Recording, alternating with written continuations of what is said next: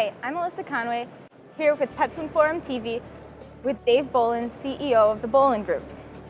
Dave, thank you for joining us. My pleasure. You've just presented to the Pet Food Forum audience, sharing your insights on how pet food manufacturers and marketers can partner with pet retailers to build their business.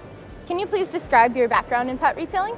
Sure, I've been in, first of all, I've been a retailer my entire life, some 47 years, but I've been in the pet category for the past 9. 5 years as the chief merchant at Petco, and 3 years as president and CEO of Pet Supplies Plus, and the past year as CEO of the Bolen Group.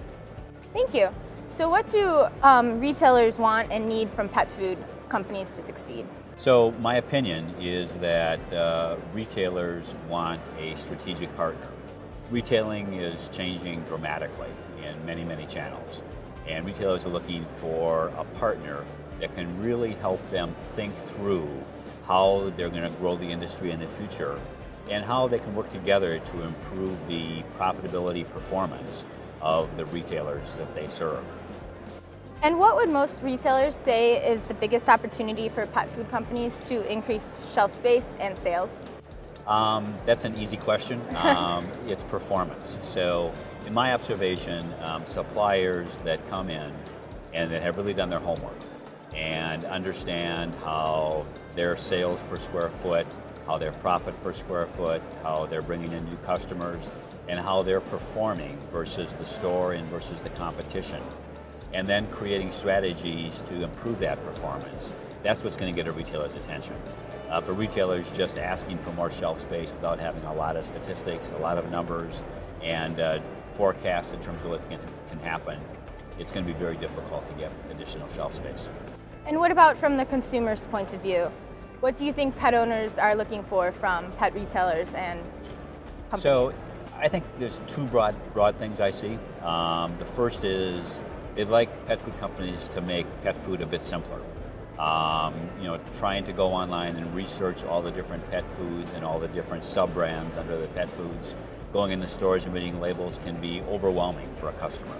And customers are really looking for some simplification to make that process easier. And they're looking for quality.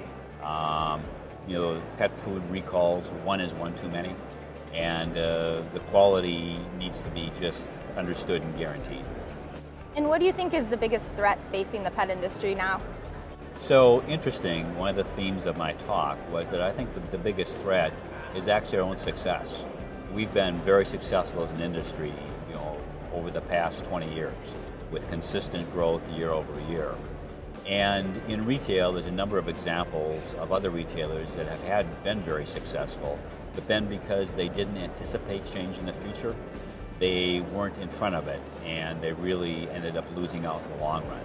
So I think we need to celebrate our past success, but look very candidly at some of the forces shaping America in the future and ensure that retailers and suppliers alike have a combined strategy to ensure that we continue the great growth that we've seen in this industry. How is pet retailing changing, and what does this mean for pet food companies? So there's a lot of changes in pet retailing. Over the past year, we've seen a pretty strong emergence of online with some pretty aggressive price points on the natural and super premium foods. We're seeing a very changing demographic in the U.S. The boomers are beginning to not replace some pets. The millennials are becoming the new generation that it's really all about. And so all these different forces could shape the future of the pet industry.